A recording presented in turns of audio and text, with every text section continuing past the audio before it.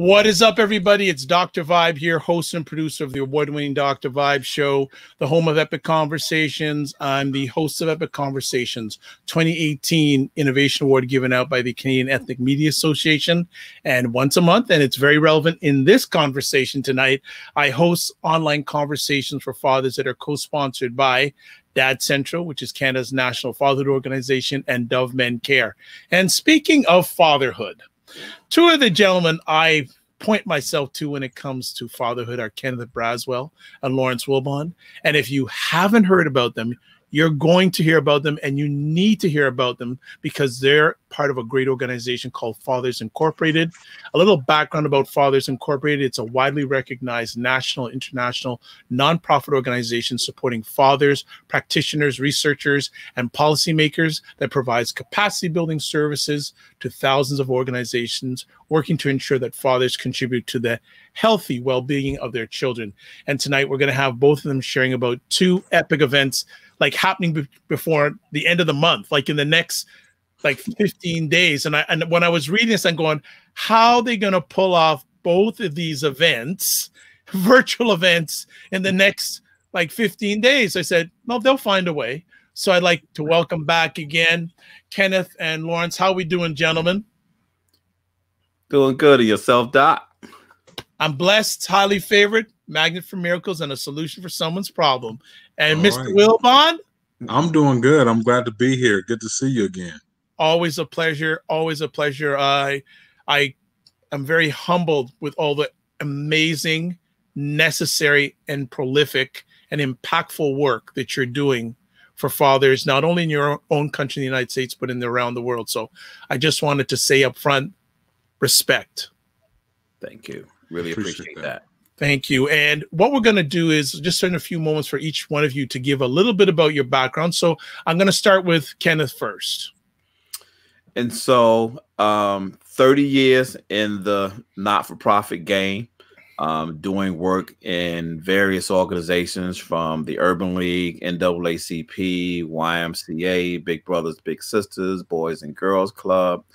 And 16 years ago, created Fathers Incorporated to do more intentional work in working specifically with fathers and their families. By way of Brooklyn, New York, we find ourselves here in Atlanta providing direct service, professional development, and capacity building work specifically for dads. In addition to that, we are the prime contractor for the National Responsible Fatherhood Clearinghouse under the U.S. Department of Health and Human Services. Wonderful. Thank you so much for that. And then probably one of the happiest men probably in the next week or two, because his Buckeyes are going to start probably playing some serious football again. Lawrence, share some background about yourself. Absolutely. Lawrence Wilbon, originally from the great state of Ohio, born and raised in Akron, Ohio, and went to the Ohio State University for college. And so I'm a Buckeye fan with that. Married, 2 children, worked over 20 years in the nonprofit sector, from being an executive director of a nonprofit to working with the Urban League, similar to Kenny, and then finding myself in the fatherhood work alongside Kenny with Fathers Incorporated. And so I'm glad to be here on tonight. Thanks again for the invitation. It's always the digital door. And if you ever come to Canada, if the border ever opens up again, the physical door is open up anytime. Gentlemen, we're going to land on 2 important events coming up in the next few weeks. The first one is the Million Fathers March. And I'd like to spend the first part of our conversation tonight talking about that. So how did it begin? How did it start? Who would like to take the lead on that part? You know, I'll start a little bit. I mean, we are humbled in being the organization that hosts the Million Fathers March each year.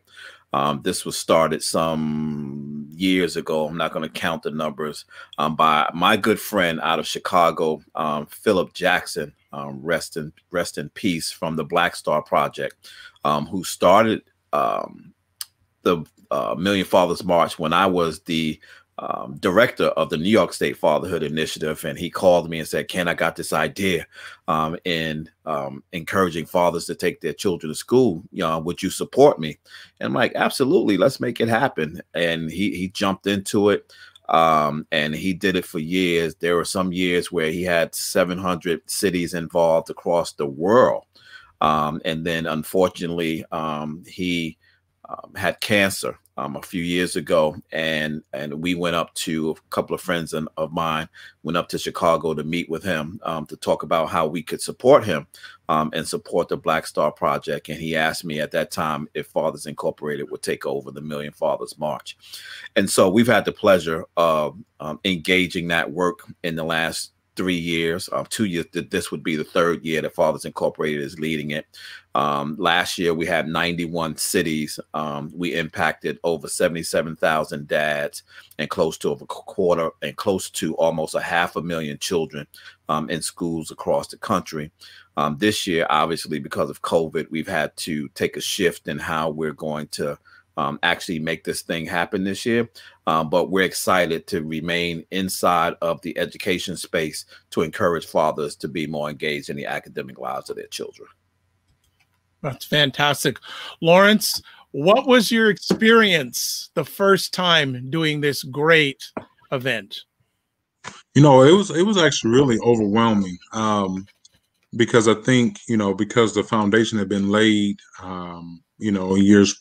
previous years. And then when Fathers Incorporated took the helm and really began to dig a little deeper and really look at, numbers and things like that. What was overwhelming is when you're actually at an event and you see the countless number of dads walking their children to school, and the excitement and, the looks on the kids' faces. Their chests are sticking out a little more because their dads are taking them to school. So that, that was in my first experience, that was one of those moments, on the day of, it's a heavy load to carry.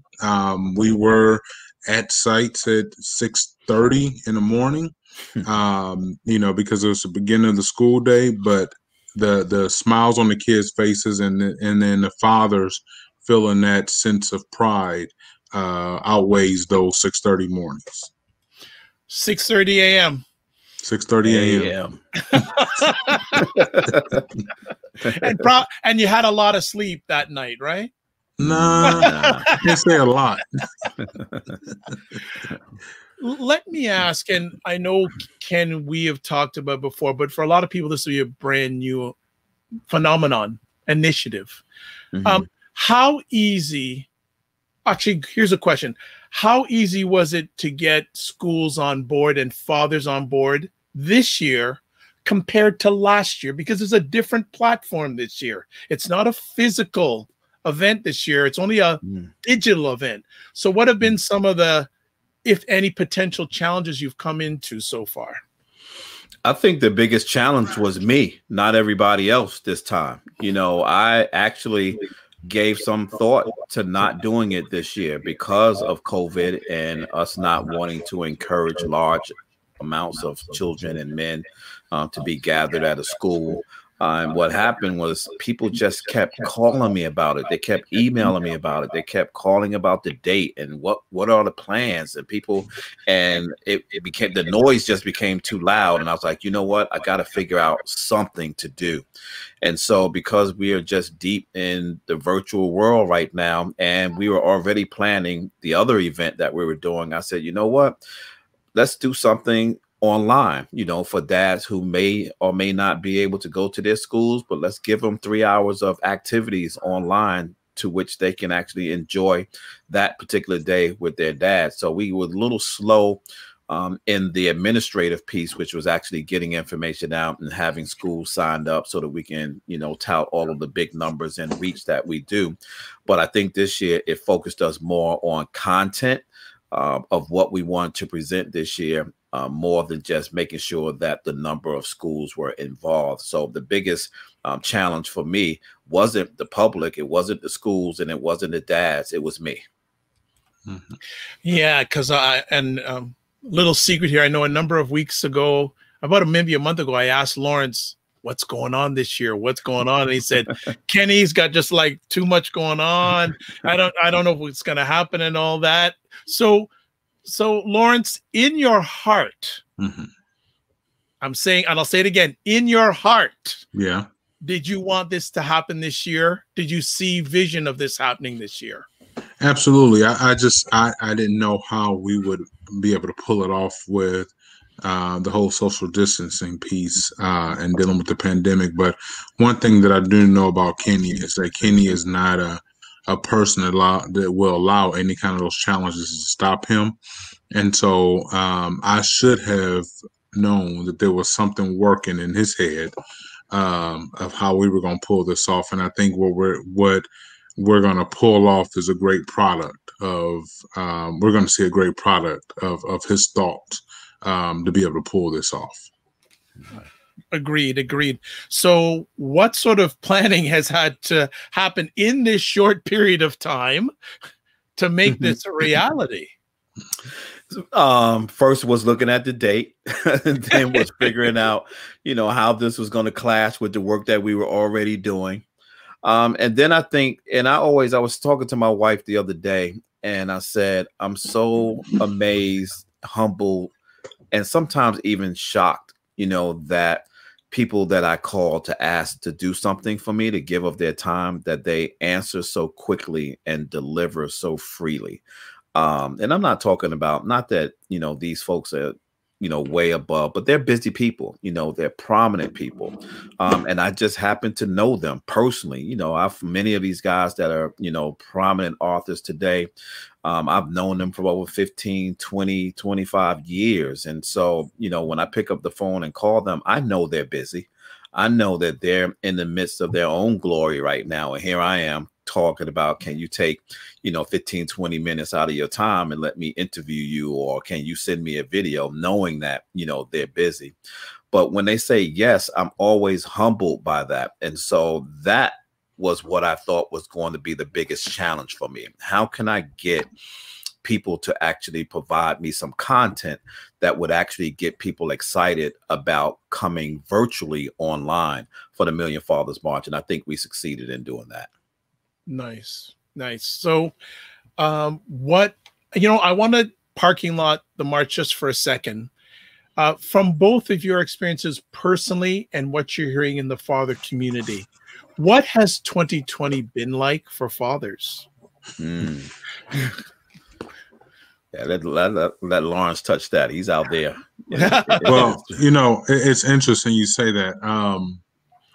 This has been a challenging time for everybody, and I think as we see folks being isolated, so you're dealing with the isolation piece, which is already a challenge. Not being able to really socialize with individuals or other groups of folks, which could wear on people's psyche. And so, we've heard of different fathers who've dealt with feeling that pressure of dealing with being isolated. Secondly, we find ourselves, and I'm including myself as one of the fathers, we find ourselves actually so insulated with your family. Now, I love my family, but when you're with your family all day long, then that could cause some tension among the family, because you're finding out, if your kids go to school for a number of hours a day, that's almost a reprieve from your kids being from you. The same thing if you're going to work. And so, but when you're in all together, that could bring some tension. But I think overall, I think, some of the fathers that we've spoken with, finding ways to be resilient and bounce back through all of this, through the pandemic. We see more fathers staying at home with kids because they have to, and they're assuming more of those roles and spending more time with their children. So it's been difficult, but I think for the most part, people have been pretty resilient during this pandemic. Excellent. Kenneth, what would you like to add to that? I think that, we've had to, part of what has happened during this season, it has made us think a little bit deeper about our own service delivery, and how we would ramp up and continue to be able to provide the same level, if not a better level of service, for fathers who are in many cases in more need now than they were prior to COVID, right? And so you got the pandemic that's happening. That's a health concern. You got the civil unrest taking place. That's a mental health concern. But as a result of both of those things, you got the economic concern, right? Because as a result of both of those things, people are losing their jobs. People are being evicted from their homes. People are struggling, with the schooling of their children. All kinds of things are happening with these men and their families, and you have to find a way to continue to serve them. And so we've been able to really turn the key very quickly virtually to make sure that at least we're able to provide the same level of curriculum that we've always provided, and even more. I mean, I think we've probably conducted since March 25th, when we really shut the office down, close to 100 virtual classes since then, and it's not letting up. And so we have 2 new contracts coming on board now, where we're working with fathers from Georgia's Department of Juvenile Justice and Georgia Department of Child Support, 2 separate things. And then we're working on another one, and then we're praying very mightily for a grant that we applied for from HHS to do some even deeper direct service work with fathers here in Atlanta. And so I think it's shifted, but I think at the same time that the work has shifted, it has also intensified. I fully agree with what you're saying there. I think one of the things that 2020 has shown is it's amplified the discrepancies, the inequalities, the inefficiencies with many people, but especially when it comes to fathers. And it's interesting, there's a gentleman who lives around the corner from me, and I asked him the other day, how's it going with his, I think it's a 6 or 7-year-old daughter. And he said, he's enjoyed being at home because he's taught her to ride a bike. And believe it, he said he's taught her also to ride a motorbike. And I said, well, I hope she had a helmet. Yeah. So no. You're absolutely right. And some of those things that, we talk so much about the things that, are going wrong. And thank you so much for reminding me, to elevate the things that are going right. And you're absolutely right. Yes. I often tell people it's unfortunate the way that we got this time, but now that we have it, maximize it. And so, Lawrence and I, and you can joke about, being confined, in the 4 walls of our own home with our family. But man, the bonding and connection and relating and learning about each other all over again, and really transitioning together as a family through this time. I had someone say to me the other day that 30 years from now, our children who are, 10 years old or less, 15 years old or less, will tell their children about how their parents survived this time. And so we have to be very mindful on how we teach our children about maintaining ourselves through struggle, right? And how do we cut back but still move forward? How do we express our resiliency? How do we express our faith? How do we, show to them the importance of family and friends and caring for each other, right? And so on one hand, we got to deal with the world, but on the flip hand side, the things that we have the opportunity to teach our children today is priceless. Excellent. Absolutely agree on that. So what are we looking forward to with this year's event? So we got 3 hours of fun-filled, packed things going on. Smiling. So actually, Lawrence wants some deep dive. I don't know if we're going to get it out today, but no, I mean, I'm just excited about what about the product. It's gonna be really good. I'm excited to hear Kenny talk about it.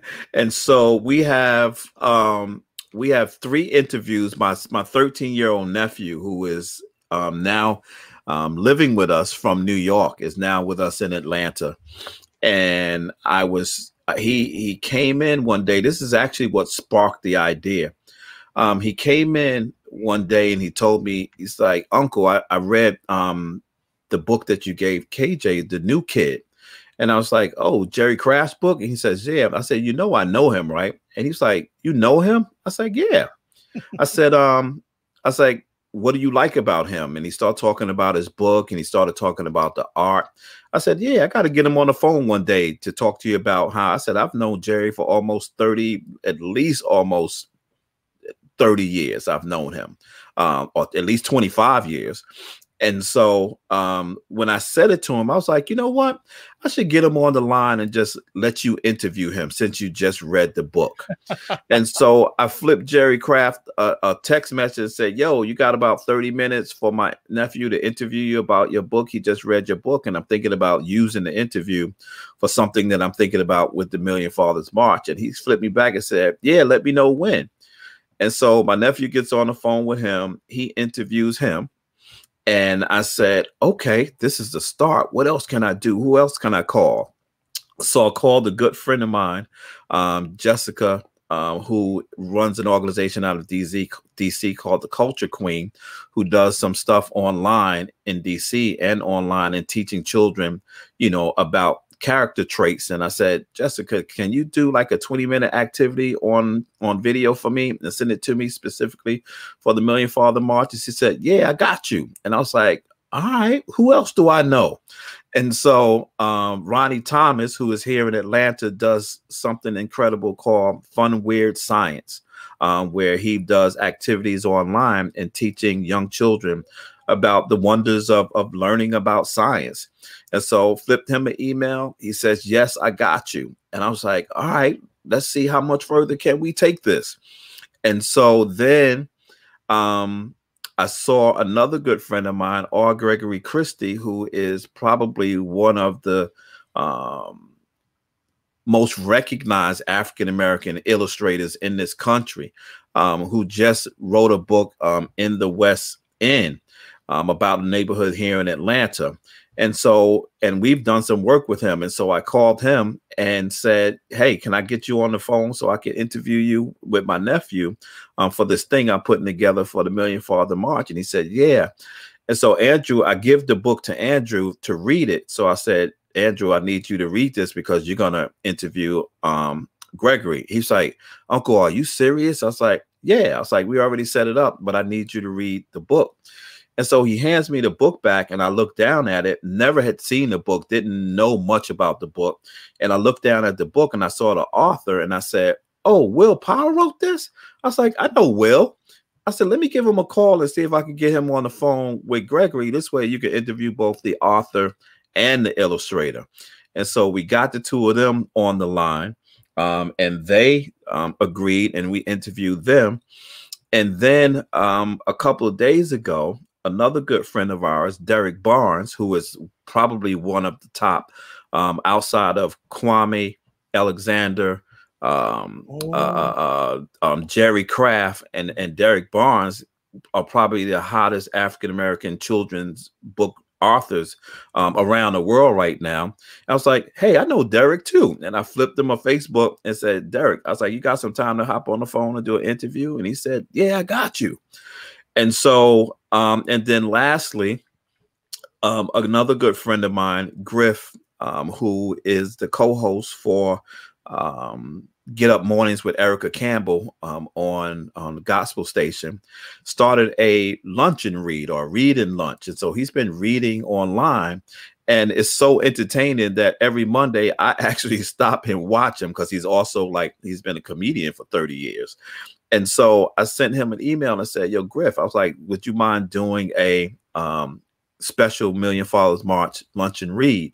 He's like, yeah, I got you. And so they all did these videos and they all sent me the videos and they are incredible. And so right now I'm on the back end, just producing them, getting them ready to roll.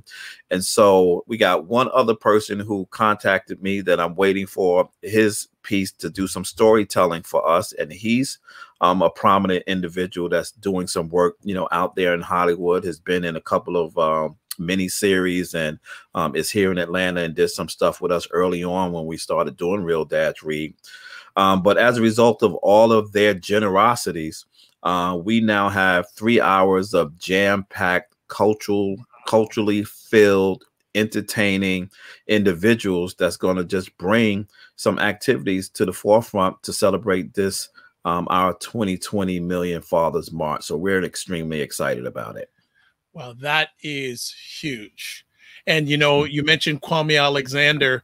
I listen to NPR a lot, and I always love, and I think he's now located in London, if I'm not mistaken. He lives in London. Yeah. But I always love listening to him, wherever it is. But he's somewhat on a regular on NPR. So you've definitely got the cream of the crop to deliver. So, Lawrence, what part of it are you looking forward to the most, other than helping out? Well, I mean, again, being able to see folks engaged in that particular day, I think the product that's being produced will be very interactive. I think individuals will be tied to their computers and their cell phones during this period. So I think it'll be a great time. So I'm looking forward to seeing the level of engagement that happens during the march.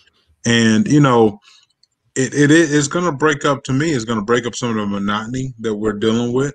You know, a lot of folks here in the U.S., you know, they're in virtual classes all day long. So I think it'll break up the monotony, because you'll have, and it'll be fun. It's fun, creative, and it'll be exciting. And it'll be a great opportunity where fathers can actually sit with their kids and actually enjoy and participate in the march. So I'm looking forward to that.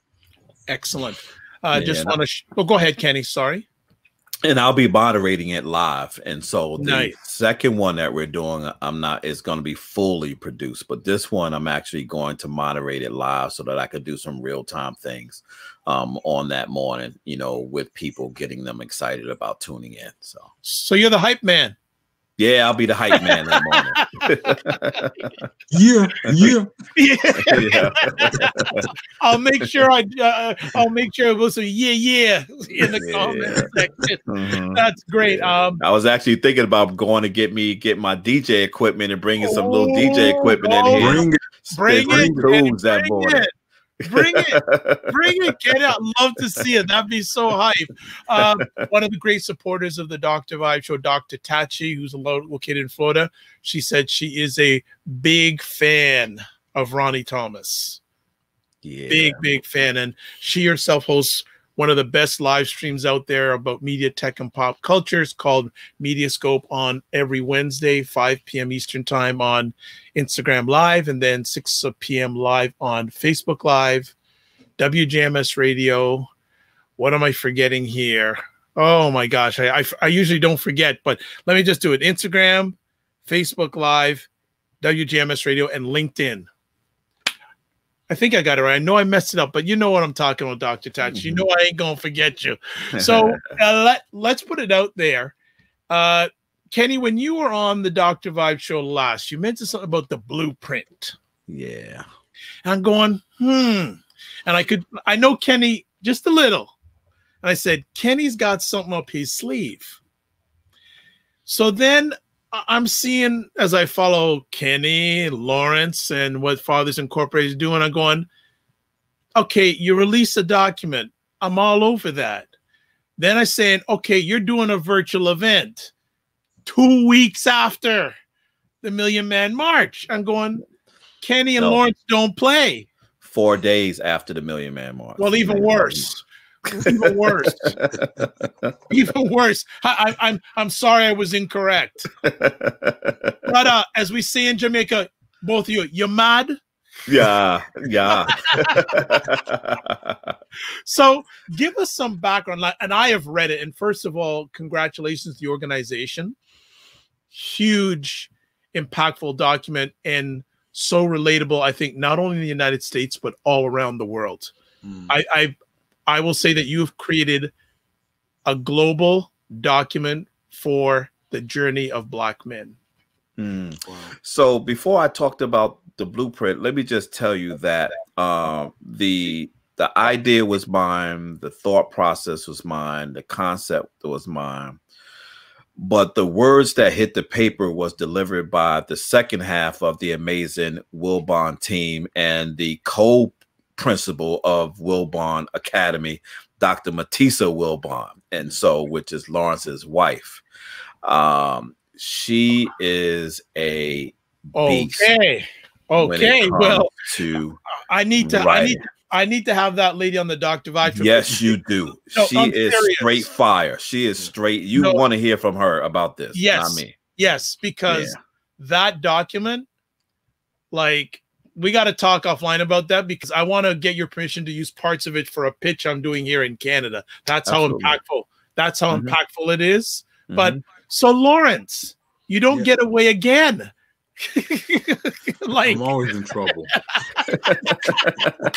But as John Lewis said, this is good trouble. This is good trouble. It's good trouble. Good trouble. What was the story behind the blueprint? Because it obviously was something that took some time. Well, as Kenny said, this is building off of some work that Kenny Fathers Incorporated started a number of years ago. I'm just fortunate to be a part of I was a part of the listening labs, and there was some we did some interviews, and so I'm just excited to be part of that kind of stuff. But this was actually built off work that Kenny started several years ago, and he'll be able to kind of walk through that. I was able to see the process, be a part of the editing, listening to that. But yeah, this is, he will be the one to kind of talk through it, and then I could add to it as we go along. All right. Well, like, Kenny, where did you find such a humble Ohio State graduate? Because most Ohio State graduates ain't humble. They're very boisterous. So where did you find this humble soul? Well, you know what? I've always heard that behind every great man is an incredible woman, right? And so, just being so close to Lawrence, I was able to kind of watch her and see what she was doing and watch her online and see her spirit and hear her fire. And she's an OSU grad too, by the way. We met in college. So. You ain't allowed to marry outside OSU, Buckeye, man. Like, you don't want to sin. You don't want to sin, brother. She spent more time there than I did, because I did the bachelor's thing, but she went and got a master's and a PhD. So, but she's like for real an Ohio State person. All right. Okay. All right. Oh my goodness. So, Kenny, come back to you. Give some of the journey of the blueprint. Yeah. So we have been having some conversations. We got a little money from the Walton Family Foundation to do some work, particularly around literacy and fathers, and then we were going to do some work around early childhood development and young Black fathers. And then this COVID season hit, and then the civil unrest stuff hit, and Lawrence and I actually reached out to the Walton Family Foundation to ask if we could shift our funding, or some of our funding, to begin to explore putting together some narrative around race and Black fathers. I wrote a book called Daddy, There's a Noise Outside, which I've spoken about before. And part of that money was to put together a training video to help teachers talk to their children and parents about race. And so we were able to put together a 30-minute training video along with a reenactment of the book, because I was getting tons of requests from schools around the country asking me to read the book, and there was just too many. So we decided to do that. And in the mix of that conversation, I think it was a random conversation that Matisse and I was having about the Walton family contract. And I said, I want to make a shift. I was like, during this time, I want to be able to do some analyzing of what's happening with Black fathers today. And in that conversation, she said something that has always been a trigger for me when I've heard people say it. And I responded to it, and I said, you know what, we're not just going to talk about this, we're going to do something about it. And she used the term changing the narrative. That's what the term was. And I said to her, I was like, there's nothing about Black men that we need to change the narrative on right now. What we need to do is expose the narrative, not change the narrative. The problem with us is not that we're not great, it's that people don't see us great. And in order to do that, somebody is going to have to take the reins and begin to tell a different narrative and expose a different narrative about Black fathers and Black men. And I used the African proverb to her, and I said, you know, if you continue to allow the hunter to tell the story, the lion's story will never be told. And I said, and we're getting ready to tell the story of the lion. And so we thought about, and we had some conversations, Lawrence and her and Lawrence and I had some conversations about what are some of the pillar things we should be addressing. And we came up with 8 pillar conversations around things that we could drill down in to really help expose this narrative about Black fathers. We teased it apart and we connected it with some work that I started some 8 years ago with some money that I had received from the Open Society Foundation to do some work in re-examining the Moynihan report. And so we connected this work with that work, and then looked at where we were and looked at where Black fathers are today as a result of the civil unrest and COVID-19, and just really began to tell the narrative of what and who Black men are. Because what we didn't want to do is, and what we wanted to do was to begin to start shifting the context of the notion of racial equity and inclusion work, to move it away from the narrative that it is only and solely about Black men being killed or beat up by the police. And so that's not the sum total of the work that has to be done with race equity and inclusion. And so we have to begin to look at family, and more specific for us as an organization, we have to be able to talk about how Black men and how Black fathers are faring in this time that you talked about earlier, Doc, about, this is nothing new for us. When these things happen, they don't expose something new for us. They only intensify what's already happening to us. And so we needed to begin to start taking control of the narrative. And the blueprint was the first step in doing that and laying a framework, using the Moynihan report as a lightning rod. We make it very clear that we don't adhere to everything that report said, but you can use it as a starting point to begin to look at what has happened with Black men over the last 55 years to come up and create the narrative that allows us to also begin to create solutions. And so that document is now out, and the body of work around it will continue for at least the rest of Fathers Incorporated's existence, but more intensified over the next year as we kick off the work with the town hall virtual meeting, followed up by webinars every month, and the creation of something that I can't talk about tonight. You have to tune in on the 29th to hear about the other project that will spin off from the blueprint work. Thank you so much for a background of 8 years, an 8-year journey. Mm-hmm. Right. Fantastic. Lawrence, you said that you were involved in some of the interviews and some of the conversations. What are you comfortable in sharing with us at this time that you heard? Some common things that you heard during these conversations that you were hearing.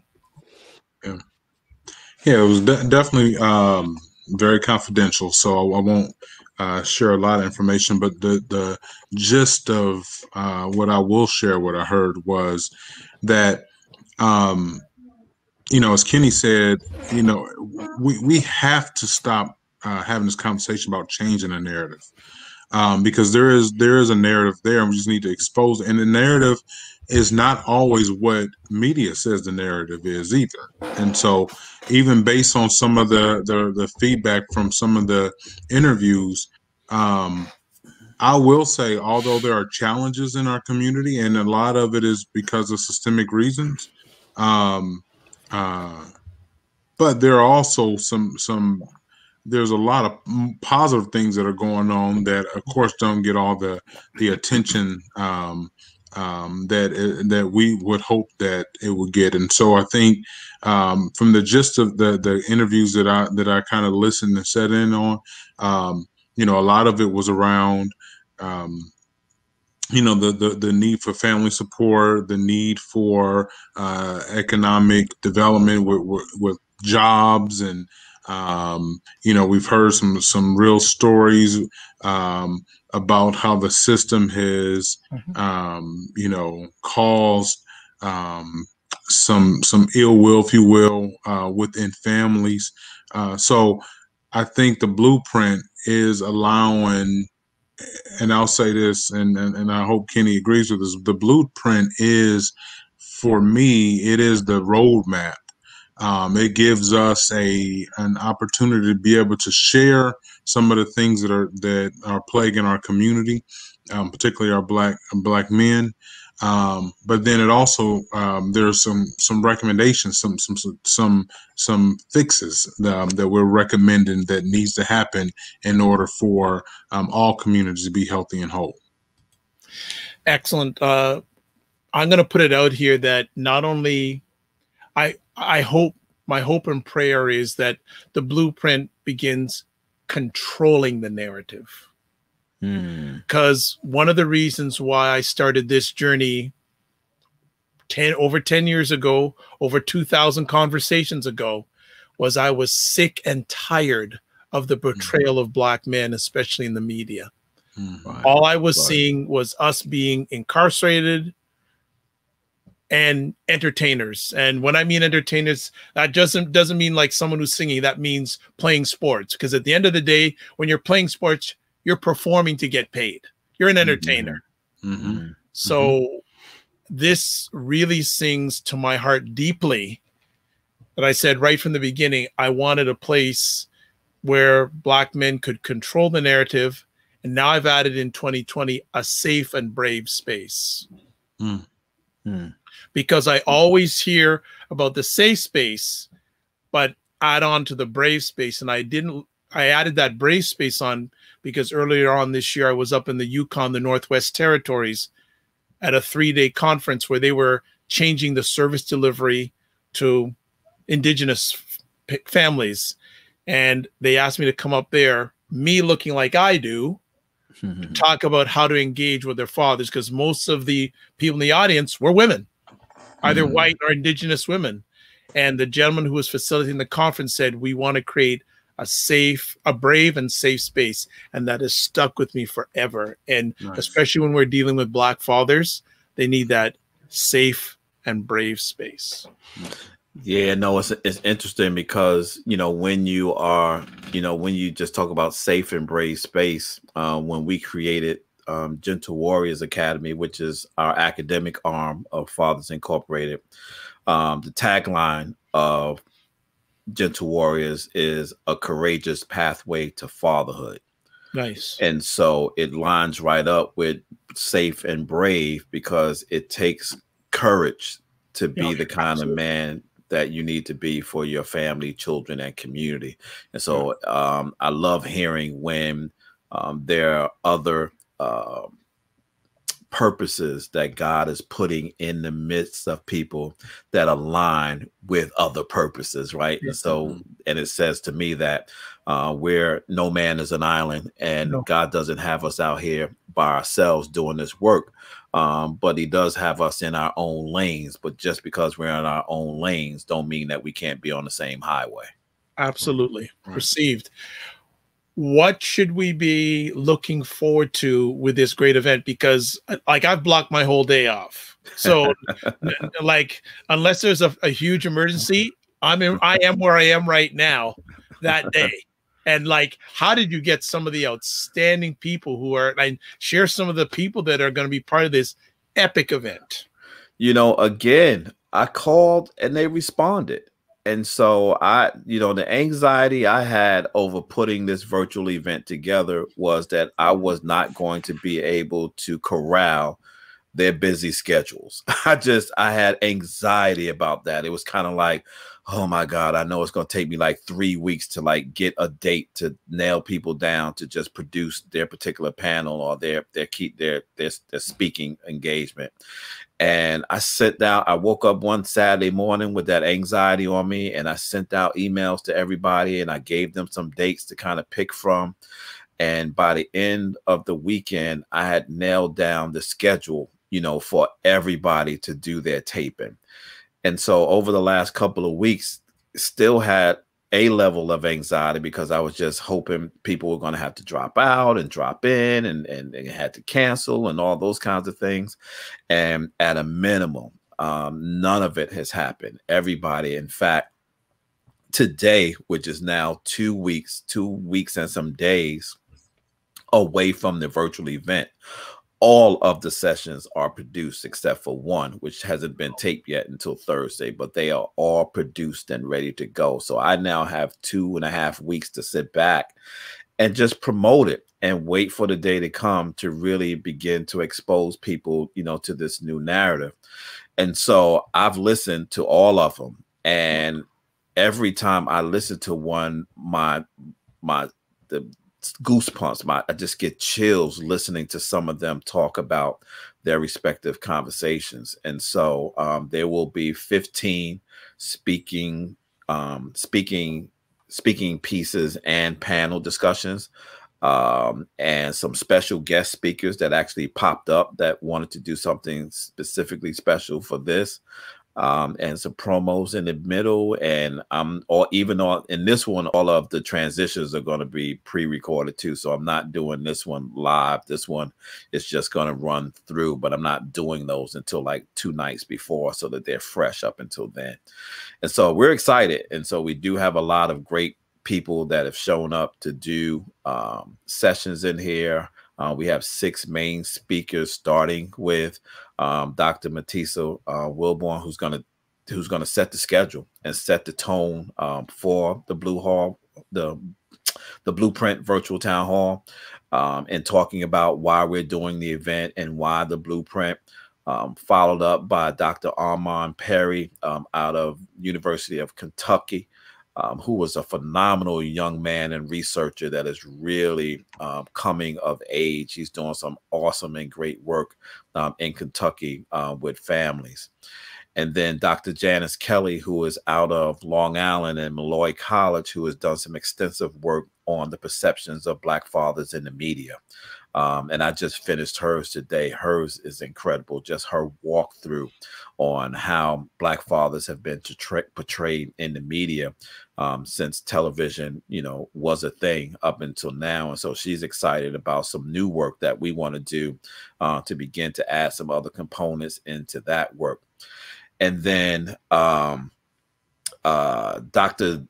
Jeffrey Gardia, who is actually a board member for Fathers Incorporated, who's America's psychiatrist, who will be talking about COVID-19 and the impact on the mental health of Black fathers. And so he really did an awesome job in drilling down in what's happening with Black fathers during the COVID-19 pandemic. Chris Bouchard, who everyone knows from Fox Sports, he started out with the New York Times. He's with ESPN for some time, and now he's on Fox Sports. He's going to be talking about Black men's sports and social justice.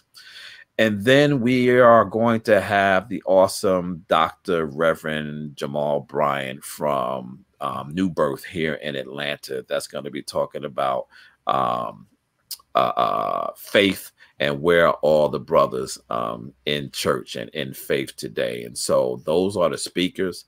I'll stop there if you have anything to add and tell you about the panel discussions, but those are just the 5 speakers. Lawrence, what are you excited about when it comes to this? Because like I am like I can't wait for this. Yeah, so the people that are the speakers, the panelists, they're all top notch, right? And they're subject matter experts. So I'm excited to hear, be a part of the conversation. You know, I'll be honest, I'm excited to see my wife on the screen, you doing what better be, brother. yeah, You better be. doing what she does very well. But more importantly, I'm excited that this product, this roadmap is going to be out to hundreds and thousands of folks, and they'll be able to see the work that has been put in, the passion has been put in behind this work, and the intentionality behind it, to make sure that we're not allowing those who are most overlooked not to get their just due. And so I'm excited that that's actually going to expose and help us control the narrative that's out there, because I'll tell you, I know many Black men who are fathers, and they're not the ones that I see. They're not the narrative that is being portrayed, and so I'm excited to see that. And then lastly, I'm thankful that I get to be on the watch the town hall and get paid for it. That is as a function of my job. That's a blessing in itself, to be able to do that. So I'm excited. Nice. Kenneth, you mentioned you have some great panel discussions or panelists. Anything you'd like to add on to those, the pancakes you've already stacked up for us? Yeah, one of the things that we wanted to do, or I wanted to do with the town hall, is I did, Lawrence and I and the rest of my staff, and you too as well, we attend these conferences all the time, right? And, for somebody like us that we've been in the game forever and ever, some of these things are just on repeat, right? It's like, okay, I heard that before. I heard that before. I heard this before. Like, when are we going to say something different? And I think that those things become that way because they're so academic in nature, right? The research and the numbers can only tell the story a particular way every time you tell them. And what I wanted to have happen with this particular town hall was I wanted people's lead stories and their testimonies to lead the conversation backed by evidence and research, right? And so, but I wanted to talk about things that people want to know about and people want to talk about and people want to hear people talk about, not how do you recruit African-American men in the time of COVID? What are the best practices being used by evidence-based programs? Blah, blah. Yeah, whatever. Let's get to what people want to hear and what people want to talk about so that they can walk away with some level of connection to Black fathers, right? I think one of the things that we do an injustice to Black fathers is when we discuss them, we talk about them so academically, right? Like they're subjects and not like they're people. And so I wanted this town hall to be more about personal narrative backed by evidence and research, but I wanted people to put their stories and their lives in front of them to tell how this touches ground in a real way. And so in the 5 workshops that we're doing, or the 5 panel discussions, we're doing one called Systems, the Fatherhood Battle Against System Bias, right? Because people are always talking about how biased systems are, but from our work within Fathers Incorporated, what we're always trying to impress upon our dads is when you're dealing with a system, deal with it without emotion. Yes. A system is a system. Yeah. Deal with the system without emotions, because it's your emotions that's going to get you caught up, because the system is not going to change until you can get control of both your actions, your decisions, and your emotions. And so we want to talk about that from that space, which is, yeah, okay, I heard you. I know what the court did to you. I know what happened in your custody case. I know what happened. Now that I've given you your hug, let's now talk about, like, what can you do to move forward? Right. And then we're talking about parenting and relationships, the fight for worth and belonging for Black men, where in this time of COVID, we can feel displaced, right? Mm. And so we're not at work anymore. Now we're at home. She's homeschooling the kids. She's taking care of home. And you're feeling like, what's my role here? Like, what am I supposed to do? And you're feeling like you're not worthy to be in the household, like, and you're not working. And so therefore you have no worth and you don't belong. And to really talk about that feeling, what's happening out there with our fathers who are locked down in their homes with their families and feeling displaced. Obviously, the racial injustice and community engagement stuff we got to talk about. We got to talk about how fathers are faring in that space. We also need to talk about the Black man's fight for economic opportunities. How do we set ourselves apart to begin to start not only thinking about jobs, but how are we thinking about business opportunities and legacy and asset building, and how are we preparing ourselves as a community so when something like this happens, it doesn't impact our households, right? It doesn't impact what's going on in our homes because we are building wealth. And to have that economic conversation from that vantage point, as opposed to talk about what the unemployment rates are and what jobs are being lost and the stimulus payments, that all that stuff is, they can read that every day online. But to be talked about and spoken to about the importance of understanding how you should be maintaining your entire economic status is a conversation that you're not going to hear. And then lastly, really talking about education and the challenges and solutions for school engagement of Black fathers, and really making sure that now that they are at home, right, what's your role in this? Like, it's so the school has now left the building and now it's in your house, right? But in reality, you shouldn't be doing anything new in your house that you weren't doing in the building, right? And so if you never did it in the building, that's what's making what's going on in the house so difficult for you, right? And so that reenactment of helping them understand, what do you have to do as a father in the house? What do you have to get your game up on? What do you have to get your skills up on? You don't have a choice now but to be what it is you were supposed to be, in the first place, as it relates to schooling our children. And then, being part of the educational choice conversation, right? And so, which is a deeper conversation. We might have to come back and talk about this a little more. And that is giving some thought about what the new norm is going to be for education of our children, right? Because I have spoken to a lot of people of color, Black people, who have gotten this homeschooling thing down, right? And they're doing an incredible job. And they're beginning to make decisions about, you know what? They don't ever have to go back to school. We got this. Yeah.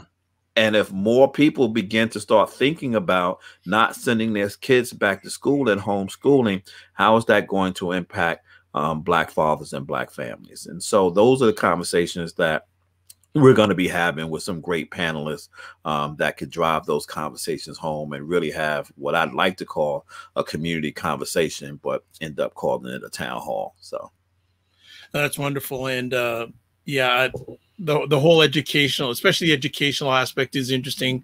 Having a father that was a public schools teacher for 38 years in the same public school. We have a lot of conversations about that and how the state of education is changing. And I'll just put it out there, especially when it comes to the education of our Black boys. 80% of elementary school teachers are white women. I'm just going to leave it at that. I think that's a whole other conversation. But definitely, what, as Robert F. Smith, who's the richest African-American man, said a few months ago, we as a people have to take advantage of this crisis. Absolutely. Absolutely. And so there's so many conversations that we're going to have on the 29th. And we know that we have a lot of holes that we're going to have to come back, which is why we're going to do a webinar every month, all the way up until next June. There's two that I want to bring to this conversation because I think I wanted to squeeze them in this one. I was like, you know what? We're just going to have to do something different in that. And the first one is the myths and realities of toxic masculinity. Like, we have got to have conversations about that and bringing some clarity to what that term means, but also bringing it to the forefront to not allow that to be a descriptor of all men and all boys. Yep. And so we got to begin to have that conversation and narrative to push that back. And then the next one that I know is a piece of work that is going to drive me for some time, and it is the case for fatherlessness as an adverse childhood experience. You're reading my mind. It should be an ace. It should be an ace. Yep. And that is a body of work that I'm going to be digging into over the next year to really get into SAMHSA, to begin to look at and create the evidence that fatherlessness should be an adverse childhood experience. You're reading my mind there, because I was going to ask an additional conversation piece should be asking our Black fathers this question: how is or was your relationship with your father? Mm-hmm. Right. No, that's it. Right there. Right. Right there. Right. There. Right. That's a landing. That's a whole segment in itself. Right. Right. Because you think about it, if we are impacted for the most part so negatively by the absence of our fathers, then how can you not describe that as an adverse childhood experience? How can you not describe that? I mean, now in reality, because we are talking about fathers, I'm always going to use the fatherless term, but in reality, it really is the case of parentlessness as an adverse childhood experience, because whether they're left without their mom or their dad, it's the same impact on them. And those things have to be explored in a very different space than all those other things that are ACEs and how we attach those to their lives. I think this particular one actually exacerbates the issue of all the other ones. Right. This is the trigger that makes all the other ones even worse. And so we're starting from telling a narrative about a child's experience without addressing the cause in the first place. Right. Well, as we start to wind down here, Kenneth, there's many things that have impacted me, but one of the strongest things that you've said on this platform was every father has a father. The question is, where is that father? Absolutely.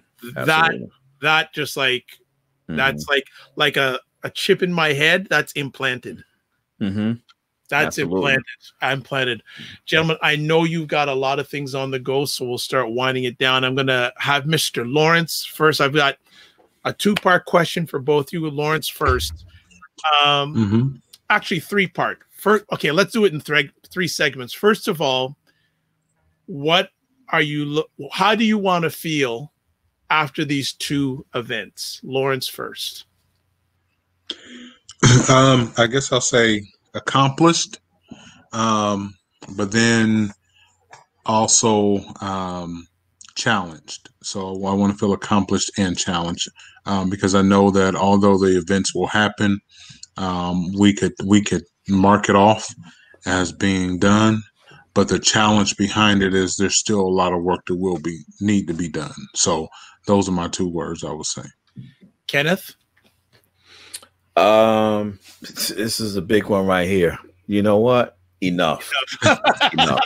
Right? Enough. Period. Like, because people miss the period on the end. It's enough. Period. Yeah. Like, we gotta be about the work. We gotta be about, as the Lord would say, we gotta be about our Father's work. And for me, that is the only lasting words I have, and that is to encourage everyone under the sound of my voice to be about your Father's work. Okay. Next question. What is your future vision for Fathers Incorporated? Lawrence? Okay, good. I'll go first because I know Kenny will have a lot more to add behind that. What I want to see Fathers Incorporated do as a vision is to be the premier and sought after organization where fathers, practitioners are able to connect with us to be equipped and empowered and educated to be the best that they can be and to do, as Kenny said, do their Father's will. I see a vision of us being again, the go-to place nationally, locally and nationally, and even internationally, the go-to organization for those needs, all things father. So that's the vision that I have.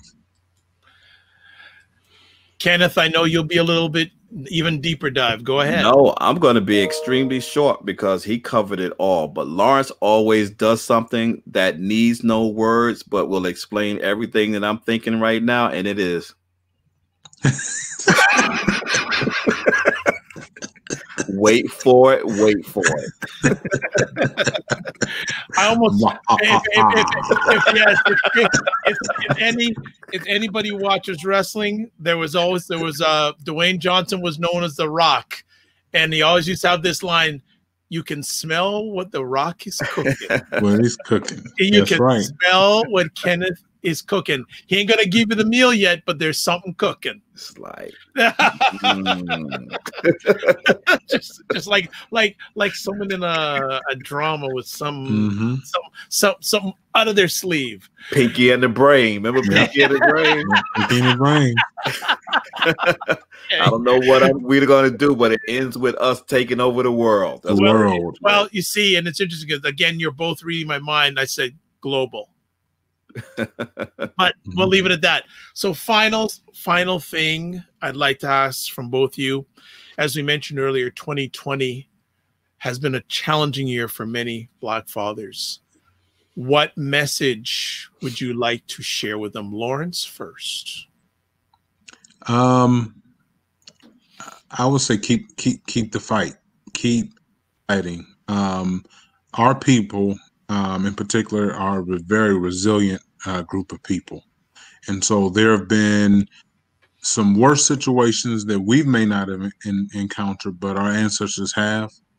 And the thing they did is they had to keep going. They had that knocked down, but they got back up. And so I would just tell people, encourage them, keep fighting, keep pushing, because after this, there's greater. Mm-hmm. Yeah. Kenneth? Yes. Yeah. For me, it's I thought Lauren, he said keep the fight. I thought he was going to say keep the faith. And so I'll end with that, which is keep the faith. Believe in yourself. Believe that nothing happens by accident. Everything that is happening right now has a divine purpose. Your only task is to figure out what is your purpose within the purpose. So spend time, praying, spend time thinking about where you are, thinking about where you want to be, and really trying to find a way to tap into your purpose so that you can get aligned with the overall goal and divine pathway that God is setting up for all of us. So keep the faith. Yeah, and I'll just add two quick things for the Black fathers out there. One thing is that it's not how much time you spend with your kids, it's what you do with the time you spend with your kids. And I will say this, that the fathers that are out there, if you still see your kids, which I hope you do, that probably you're not going to live as long as they are going to live. And let us hope that after you rest in power, not rest in peace, but rest in power, that your child or children are living somewhere, house, townhouse, condo, whatever.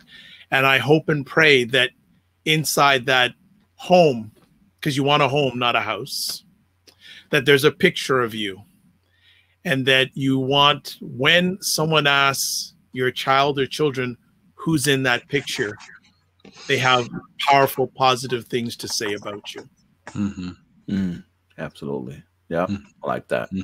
So on that note, Kenneth and Lawrence, thank you so much for taking time out of your positive, productive schedule to share with us. I've put up on the screen how people can find out about the Million Fathers March. The link is there. If you want to find about the Blueprint Virtual Town Hall, the information is there also. I bug especially Lawrence all the time, periodically, what can I do to help?